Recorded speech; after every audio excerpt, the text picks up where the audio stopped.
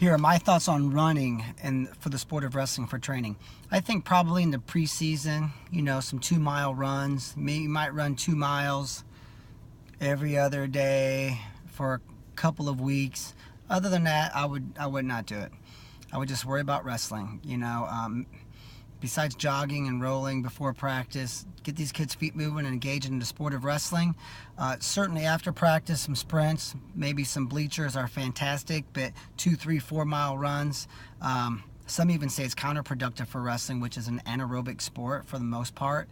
And I wouldn't say it's counterproductive. That's probably up for debate. But I think that it's counterproductive in that if you're running for 40 minutes or 30 minutes of practice, I get emails all the time and phone calls, even some of our own Wrestling Academy students, and their parents are saying, these kids run 30 minutes before of every practice, sometimes 45, and they can't get off bottom. So I would say keep the running to a minimum, maybe a couple long distance, 2.5 mile runs in the beginning, and then once they're in wrestling season, don't worry about it. Maybe 10 hard sprints after practice, up and down the football bleachers, or maybe there's a nice hill, 15 hard sprints up the hill.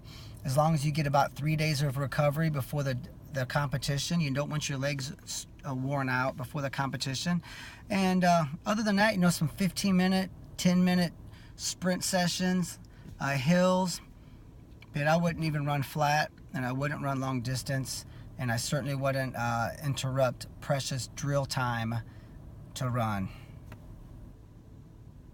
Oh, I'm going to add one thing. That goes for wrestling camps too. Camps are expensive. They're about $100 a day, same as when I was a kid. So really the cost of camps have held true. They're the same as they were 30-something years ago. So it's pretty exciting that, there's a lot of affordable opportunities out there and free wrestling videos and techniques all over the internet. So gobble that up. But I would not spend money to go to a camp where they run. You can do that on your own for free. I know at our camps we have a no running guarantee, and we just tell you, within the first 30 seconds of practice, their feet should be moving, and they shouldn't quit moving. And the instructions should be fast. Everything's boom, boom, boom, boom, boom. We know that there's no shortcut, but there's a fast track, and you want to be on the fast track. And running takes you off of the fast track of wrestling and actually puts you on a track running. So I just don't think that if I go to cross country camp, they're not going to make me wrestle. So if I sign up for a wrestling camp and they want to make me run, I probably won't go to that camp. So there's really no need to run at all in the off season. It should all be wrestling, and because that's where the skill's going to come from, and that's what's going to help you in the state title and match, or just any of your competition. So that's my advice and input on that.